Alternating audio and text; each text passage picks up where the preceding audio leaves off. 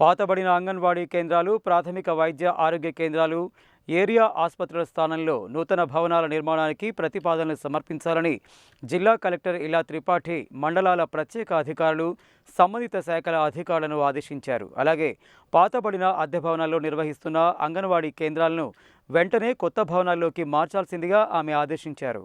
ప్రజావాణి కార్యక్రమంలో భాగంగా సోమవారం ఆమె జిల్లా కలెక్టర్ కార్యాలయంలోని సమావేశ మందిరంలో ప్రజల వద్ద నుండి ఫిర్యాదులను స్వీకరించారు.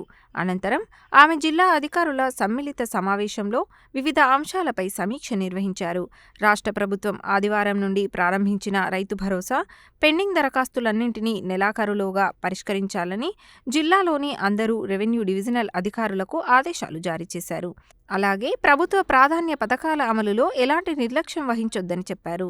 ప్రజావాణి ద్వారా స్వీకరించిన దరఖాస్తులను ఎప్పటికప్పుడు పరిష్కరించాలని, జిల్లా స్థాయితో పాటు మండల గ్రామ స్థాయిలో ఫిర్యాదుల పరిష్కారాన్ని వేగవంతంగా చేయాలని సూచించారు.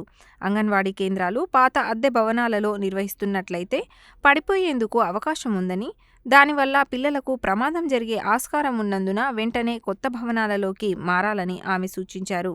అలాగే జిల్లాలోని పాత భవనాలలో నిర్వహించే ప్రాథమిక వైద్య ఆరోగ్య కేంద్రాలు, ఏరియా ఆసుపత్రులు, అంగన్వాడీ కేంద్రాల స్థానంలో నూతన భవనాలు నిర్మించేందుకు ప్రతిపాదనలు సమర్పించాలని మండలాల ప్రత్యేక అధికారులు, సంబంధిత శాఖ అధికారులను ఆదేశించారు.